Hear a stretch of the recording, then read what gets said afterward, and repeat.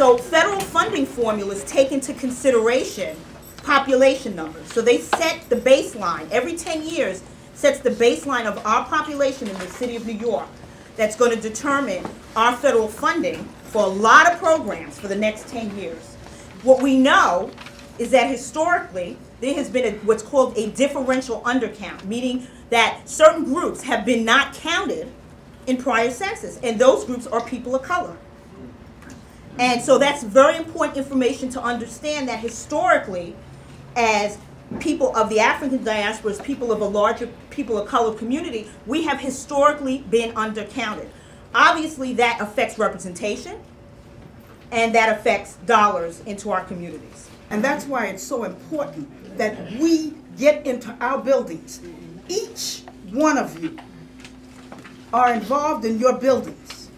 And if you're not, get involved with your tenant association, your resident association, and get them active to be involved, to see to it that every household in your building returns the form.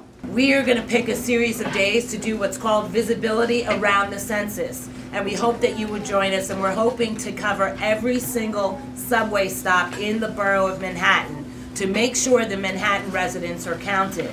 And it's really strange, because you would think that homeowners, middle-class neighborhoods, folks who had the opportunity to get a college education, you'd think we would be conscientious, right? Well, those were some of the worst areas in the whole city. So I don't know what's going on with you people, but you better call your brothers, your sisters, your aunts, your uncles, and shake them up. We're the biggest problem in New York City was middle-class black neighborhoods, not people who live in public housing. You know what their MRRs were? 60 and 65%. So you go figure. We've got a lot of work to do, and we've got less than 90 days to get this job done. Some of our other state agencies, like DMV, there's hundreds of state agencies that we are trying to manage and make sure that they have enough material that has New York, and the logo is You Are New York, Make Yourself Count. That's our theme. And there's probably going to be tons of different themes that you're going to be listening to. But the reality is it's all the same message. Make yourself count. And the person responsible for making yourself count is yourself, right? So there's going to be numerous messages, and we're hoping that each different message is actually going to reach that one person that it can actually touch. We're going to have some better messaging for you on our website. So in the end of March, we're actually going to be able to let you know on our websites the census tracts that have the lowest mail response.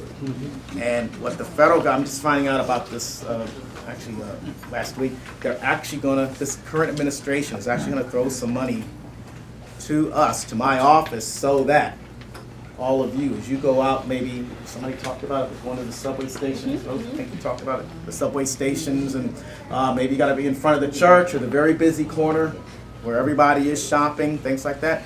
Well, if you're going to volunteer to do that, then we can give you some stuff maybe to make you look good.